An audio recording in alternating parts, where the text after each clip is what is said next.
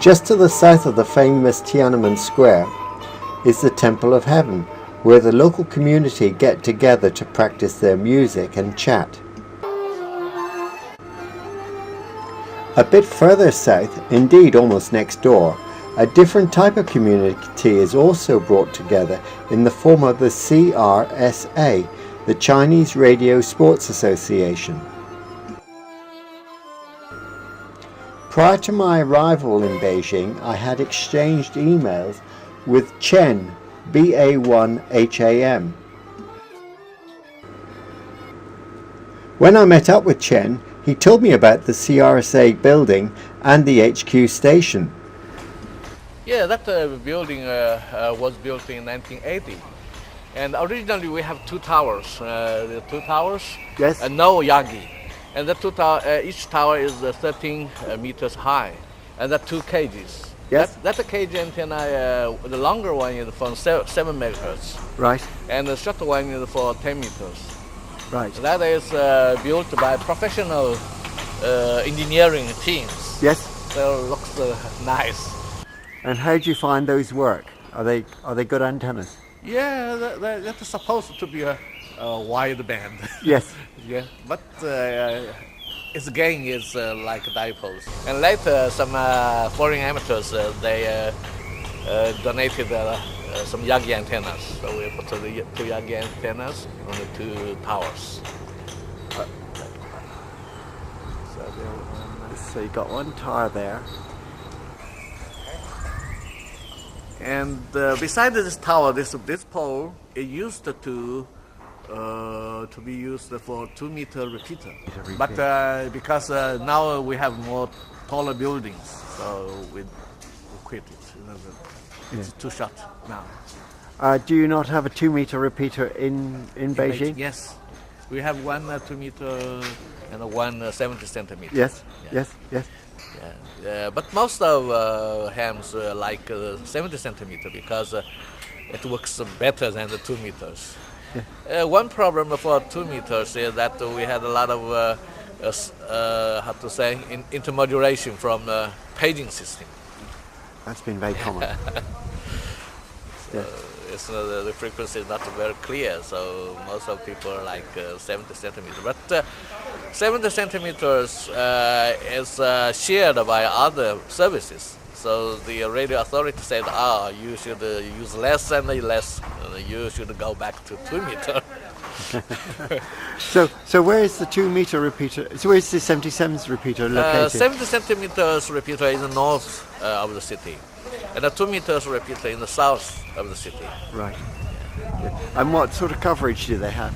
I think the 70 centimeters may cover the whole Beijing area, no problem. Right. 2 meters is a little bit smaller. A bit smaller. Oh, got some wind. It's the building, the south one, the southmost one room of this building. Yes. Just behind the The sheeting. cover. The cover. Yeah. Yes. Yes. So you got all your feeders going down into that. Yeah. At the moment. The cable is just there, and got to that room. It's not long enough to the bathroom. Sometimes have a lot of sandstone. Yes. Very dirty from Mongolia. It was when we first arrived. But it's instant summer at the moment. Lovely. It's been lovely weather this afternoon with the. Yeah. And the spring in Beijing is very short. When the winter finished, and very soon the summer comes. Yeah. But the autumn is beautiful, but also very short. Yes.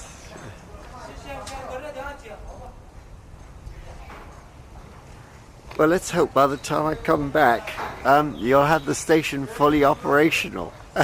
When I come back to Beijing.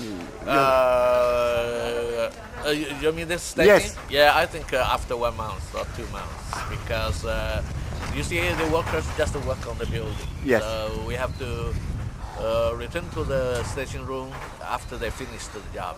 Yes. 1 month or 2 months. Yes.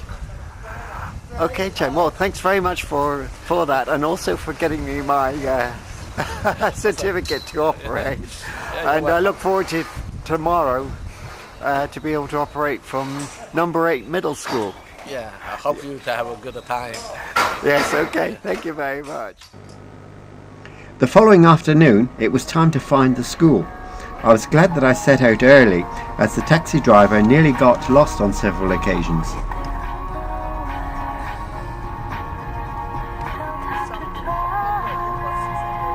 Despite the delays, I arrived just before the due time and was introduced to the headmaster, Ted, and Sunny, BD1SUN. The number 8 middle school has over 1,000 students. They have a very active electronics department that includes a ham radio station with the call sign Bravo Yankee 1 Bravo Zulu Hotel. After the introductions, Sunny took me up to the shack and unlocked it for me.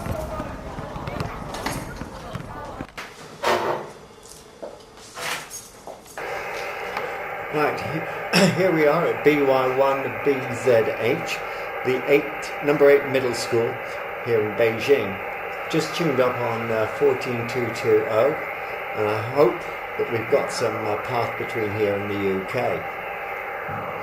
However, the beam is beaming at looks like a 16 to 20 story block, which is right adjacent to me here. So I don't know whether or not we're going to get anything into the UK, but let's just try anyway. Hello CQ, hello CQ. CQ, CQ20, CQ20, CQ20.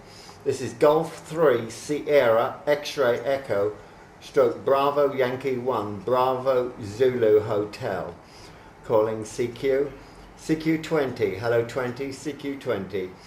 Golf 3 Sierra X-Ray Echo. After several CQ calls and no takers, I was beginning to think I was in an RF black hole. It was at this point when I was joined by a large group of students who were most interested to see their station being operated by a British radio amateur. I addressed the group and told them about some of the special event stations that Cray Valley had been involved with. They asked some interesting questions about ham radio in the UK, and several students stayed behind to log for me after the main group had left the shack. I'm pleased to say that it was then that stations started to call in, like this Japanese JF2 VHS.